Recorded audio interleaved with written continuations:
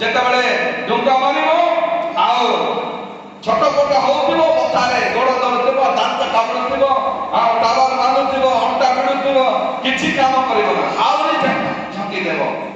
5 ମାସ ପର୍ଯ୍ୟନ୍ତ ସେମାନେ ଢାଙ୍କି ଦେବେ। ଓକେ, ତାପରେ ତଳକୁ ବିଛାର ଲାଙ୍ଗୁଳ ନାହୁଡ଼ ପରି। ଦେଖ, ଏ ବିଛାର ଲାଙ୍ଗୁଳ ନାହୁଡ଼ ପରି ସେମାନଙ୍କର ଲାଙ୍ଗୁଳ ଓ ନାହୁଡ଼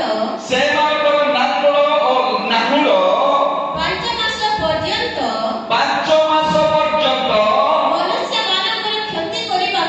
ମନୁଷ୍ୟମାନଙ୍କର କ୍ଷତି କରିବା ପାଇଁ ସେମାନଙ୍କର ଲାଙ୍ଗୁଳରେ ଶକ୍ତି ଥିଲା। ବୋଲୋ ୟୀଶୁ ମसीह की हालेलुया। ସେମାନଙ୍କର ଲାଙ୍ଗୁଳ ନାହୁଡ଼ ପରି, ଅର୍ଥାତ୍ ନାହୁଡ଼ ବୋଲେ ଲାଞ୍ଜରେ ବିଷ ଥିବାଟା ନାହୁଡ଼ କୁହାଯାଏ। ନାହୁଡ଼ ବୋଲେ ବିଷ, ତ ଏ ଲାଞ୍ଜରେ ନାହୁଡ଼ ବୋଲେ ବିଷ, ଲାଞ୍ଜରେ ବିଷ ଥିବ, ଆଉ ସେ ଲାଞ୍ଜ ସବୁବେଳେ ଲାଛି ଦେବ, ଡଙ୍କା ମାରିବ, ଆଉ ମନୁଷ୍ୟକୁ କଷ୍ଟ ଦେବ। କେତେ ମାସ ମଉସା? 5 ମାସ। ହାଲେଲୁୟା। 5 ମାସ ପର୍ଯ୍ୟନ୍ତ, ଗୋଟିଏ ମାସ ନାହିଁ, 3 ଦିନ ନାହିଁ, 4 ଦିନ ନାହିଁ, 5 ମାସ। ଭାବନ୍ତୁ, ମନୁଷ୍ୟ ମରିବା ପାଇଁ ଚେଷ୍ଟା କରିବ, ମାତ୍ର ମରିବ ନାହିଁ। ମନୁଷ୍ୟ ଦୌଡ଼ି ଲଗେଇକି ଉଚକେଇକି ମରିବା ପାଇଁ ଇଚ୍ଛା କରିବ, ମାତ୍ର ଦୌଡ଼ି ଫିଟିଯିବ। ଛୁରୀରେ ମାରି ହେଇକି ମରିବା ପାଇଁ ଚେଷ୍ଟା କରିବ, ଛୁରୀ ଲେପିଯିବ।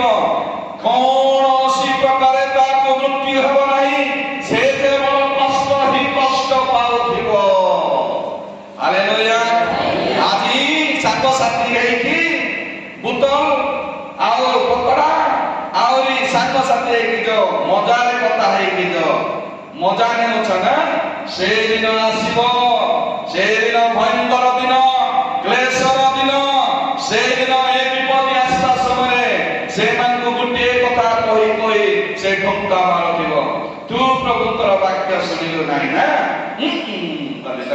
ଢଙ୍କା ମାରୁଥିବ। ତୁ ବୋତଲ ଧରିକି ସାଙ୍ଗମାନଙ୍କ ସହିତ ବସିଥିଲୁ ନା, ପ୍ରଭୁଙ୍କୁ ଜାଣିକି ମାନେ ନାଚୁଥିବ।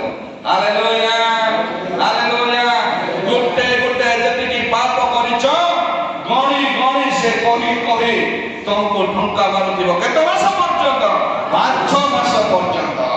ସେତେବେଳେ ହେ ପ୍ରଭୁ, ହେ ବାପା, ହେ ମା, ହେ ପୁଅ, କିଏ ନଥିବେ, ମରିବା ପାଇଁ ଇଚ୍ଛା କଲେ ମଧ୍ୟ ମରିପାରିବ ନାହିଁ, ଖାଲି କଷ୍ଟ, ଏହା କଷ୍ଟ ପାଇବ। ସେଥିପାଇଁ ମନ ପରିବର୍ତ୍ତନ କର। ମୁଁ କାହାଣୀ କହୁନାହିଁ, ମୋର ମନ ଗଡ଼ କଥା